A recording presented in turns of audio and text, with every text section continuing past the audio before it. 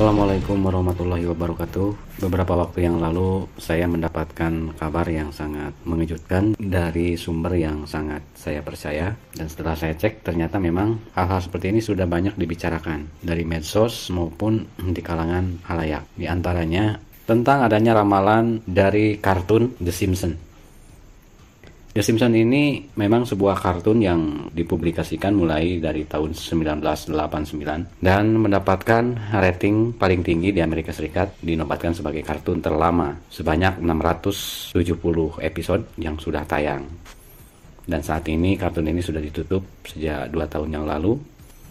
Entah apa alasannya, yang jelas kebanyakan menggambarkan tentang peristiwa masa depan atau prediksi-prediksi masa yang akan datang. Seperti halnya memprediksi adanya metaverse, COVID-19. Itu ternyata mereka sudah meramalkan atau memprediksi dari 10 tahun yang lalu. Bahkan ada yang meramalkan dari 20 tahun yang lalu. Ini sebuah keajaiban ataupun sebuah konspirasi yang sangat luar biasa, tapi memang jadi kenyataan. Yang paling mengejutkan, mereka juga meramalkan tentang peristiwa-peristiwa di tahun 2022. Dan hal inilah yang membuat saya merasa tertarik untuk memperdalam tentang apa yang selama ini diprediksi oleh The Simpsons. Seperti halnya manusia pergi ke Mars, kemudian menciptakan robotik, kemudian menciptakan kubah raksasa atau dome sweet dome, kubah yang melindungi dari virus, dari apapun yang sifatnya hanya lokal saja. Kemudian ada perancangan mobil terbang, kemudian makanan yang bersifat digitalisasi. Jadi kita mengkonsumsi makanan itu divisualisasikan. Kemudian ada holografik ataupun hologram mail, yang memang hologram mail ini sebentar lagi akan dapat kita rasakan bersama. Nah, yang paling menarik di antara ramalan-ramalan The Simpsons ini ternyata memang banyak yang sudah terbukti. Di antaranya Mars akan dihuni oleh manusia. Mungkin kalian sudah tahu bahwa Elon Musk sekarang lagi mengembangkan SpaceX, di mana SpaceX ini dirancang untuk bisa terbang melintasi ruang angkasa menuju Mars dan direncanakan akan rampung tahun 2022. Dan ini pun sudah diramalkan atau diprediksi oleh The Simpsons.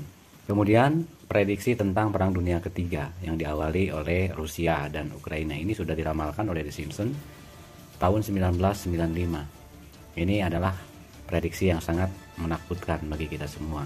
Dan kita berharap hal ini tidak terjadi sebagai Perang Dunia Ketiga, karena dikisahkan dalam kartun The Simpsons itu terjadinya Perang Dunia Ketiga itu adalah pecahnya perang nuklir antara Eropa Barat dan Eropa Timur. Kemudian di tahun 2022 ini akan ada sebuah komet besar yang akan menghantam bumi. Terjadi pada episode 14 di season 6 yang berjudul Bird Comet, yang pertama kali tayang pada tahun 1995.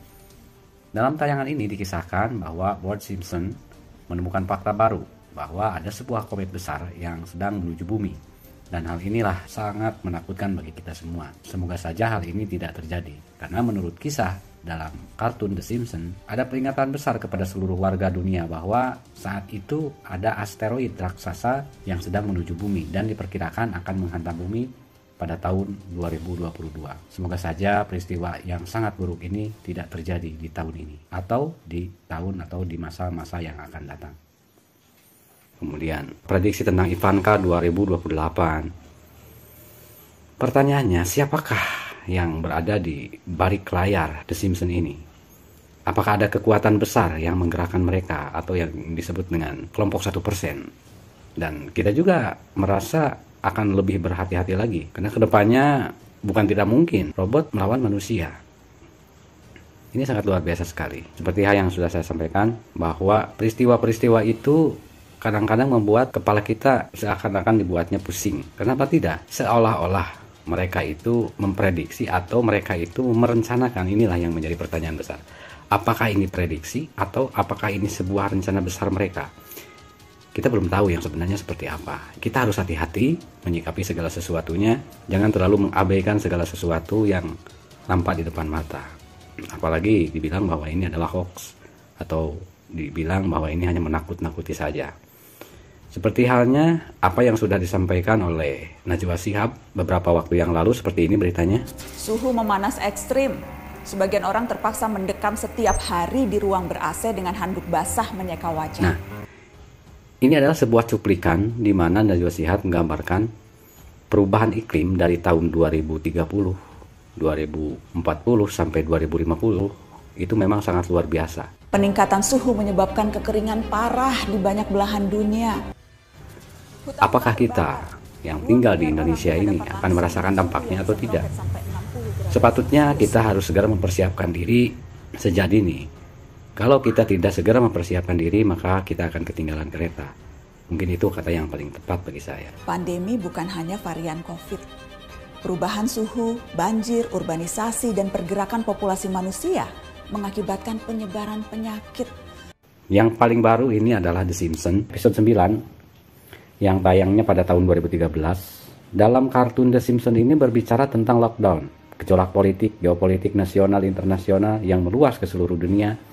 Ini memang sangat luar biasa, blackout, dan anehnya secara kebetulan juga di season 24 ini bertepatan dengan tanggal 24 bulan September. Maka 24 September 2022 patut kita waspadai bersama. Karena dasarnya bukan hanya The Simpsons aja yang meramalkan ada sesuatu kejadian yang sangat luar biasa di tanggal 24 September 2022. Steve Denver membagikan bug outbreak untuk masyarakat paling lambat bisa diambil tanggal 24 September 2022. Dan sebagai pemberitahuan bahwa Denver ini seorang miliarder yang memiliki bandara yang paling besar, tapi bukan hanya sekadar bandara biasa. Yang paling mencurigakan memang dia ini memiliki bandara terbesar di dunia dan termewah. Ini adalah bandara yang sangat super mahal sampai over budget dan over space. Padahal di dalam kota ada bandara yang sampai sekarang masih belum butuh tambahan runway ataupun landasan pacu. Konon katanya bandara ini dibuat oleh Freemason karena dasarnya memiliki plakat khusus ciri khas sebagai Freemason yang berbentuk sebagai jangka segitiga, terbuka dan tertutup.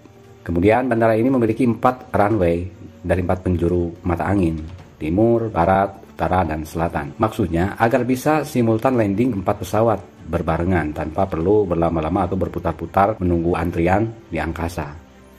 Diduga di bawahnya ada bunker berbentuk gedung sebanyak 5 buah bahkan lebih yang luasnya sebesar Manhattan. Nah, ini kan sangat luar biasa. Obat ini adalah cara mengusir mereka yang masih hidup agar tidak mendekati bandara tersebut. Memang terdengarnya memang aneh, ironis, seperti mempersiapkan segala sesuatu. Jadi orang yang mendapatkan tas ini yang sudah berisi makanan dan lain sebagainya, ini dihimbau untuk segera menjauhi agar tidak mendekati bandara yang mereka punya. Jadi maksudnya apa ya? Mungkin Anda juga sudah bisa menebaknya. Pertanyaannya, kenapa mereka ini mempersiapkan begitu banyak tas untuk masyarakat paling lambat harus diambil itu tanggal 24 September. Nah, kemudian kabar berikutnya, pimpinan WEF atau World Economic Forum dari tahun lalu mengatakan bahwa suatu saat akan terjadi pandemi cyber yang membuat pandemi COVID-19 terkesan remeh. Dan hal ini juga pernah dibahas oleh Kemenkominfo, Kementerian Komunikasi dan Informatika, atau mengadakan pertemuan Digital Economy Working Group dalam presidensi G20 Indonesia tahun 2022. Yang diangkat sebagai isu prioritas adalah cross-border data flow and free flow with trust. Johnny G. Plate sebagai Menkominfo menyatakan dalam isu prioritas ini, tata kelolanya dan manajemennya untuk mengatasi kejahatan cyber atau cybercrime harus semakin ditingkatkan karena ini menjadi substansi pembahasan yang sangat penting. Salah satu isu prioritas dari G20 adalah cross-border data flow and free sebagai isu ketiga. Nah, hal inilah yang membuat kita semakin khawatir ya tentang kejadian apa yang nantinya akan terjadi. Perlindungan data sangat luas, tidak hanya data pribadi. Jadi ini harus diperketat lagi. Apalagi sekarang baru-baru ini kita mendapatkan informasi yang sudah kita dengar bersama dari media bahwa hacker yang bernama Bjorka sudah banyak membobol data-data penting. Nah, kebocoran-kebocoran data inilah yang ditakutkan akan bocor dan dicampuri oleh data-data yang bersifat hoax atau data-data hoax disebar luas melalui jaringan-jaringan cyber.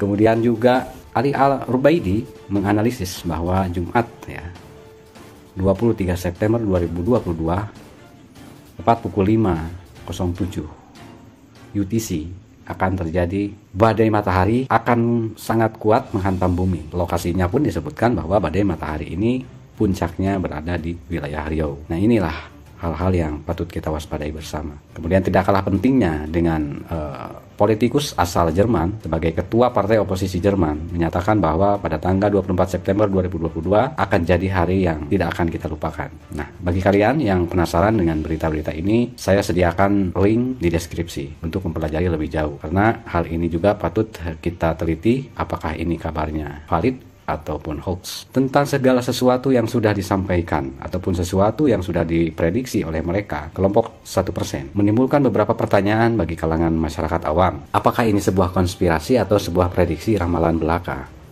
Kalau toh pada akhirnya ini adalah sebuah konspirasi yang sudah dipersiapkan sedemikian rupa dari beberapa waktu tahun yang lalu, ini akan sangat mengkhawatirkan di dalam negeri khususnya. Sedangkan di dalam negeri sendiri kita sibuk memprotes pemerintah, sibuk memperebutkan BBM, memperebutkan tentang pilpres, politik identitas, pencitraan, dan lain sebagainya. Sedangkan mereka yang menguasai dunia ini ataupun mereka yang menjalankan sistem tatanan dunia baru ini sangat senang sekali melihat kericuhan yang ada di Indonesia. Ini mereka mencoba untuk mengadu dombakan antara rakyat dengan pemerintahannya sendiri.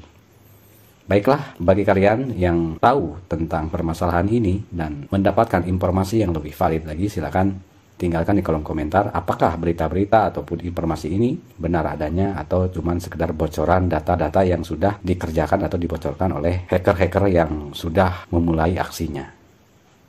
Mungkin dari saya sekian dulu. Terima kasih. Wassalamualaikum warahmatullahi wabarakatuh.